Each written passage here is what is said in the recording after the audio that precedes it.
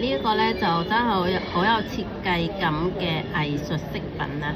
呢個925銀鑲嘅甲蟲設計，咁就結合咗自然靈感同埋珠寶工藝啦。咁可以做胸針啦，亦都可以做吊墜去佩戴嘅。呢度可以咁樣，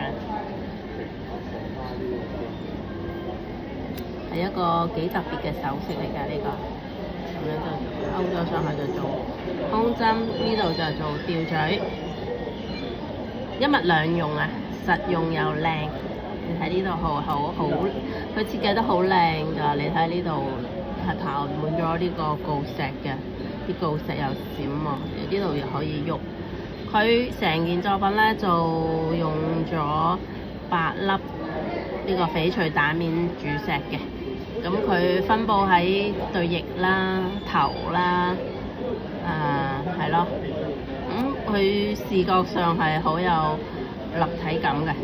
咁佢而且嗱，你睇呢度都用咗一啲彩色嘅水晶寶石啦，係帶出唔同嘅靈氣同埋呢個色彩嘅層次。你睇呢個啲工藝係相當靚嘅，成個甲蟲都黐滿咗閃亮嘅鋯石啦，密麻咁樣鋪排，閃閃生輝啊！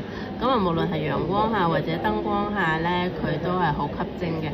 咁個銀托個本身佢係嗰個工藝細緻啊，線條流暢，咁啊將呢個甲蟲嗰個靈動咧就係完美呈現嘅。我哋睇下佢個車串咧，就係整個啦嚇，呢個係33嘅，哇！呢度係連埋嗰啲爪嚟讀，係34.6嘅，口都係10.5嘅。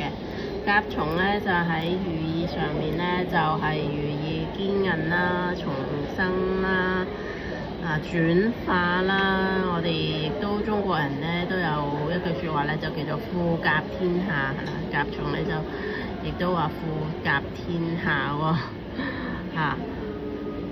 其實成個作品都充滿咗生命力同埋藝術感啦。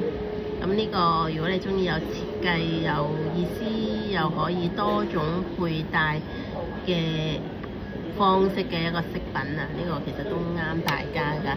呢一個編號咧就係485459嘅編號係呢個啦，價錢咧就700蚊嘅，呢個非常靚嘅甲蟲925銀飾啊！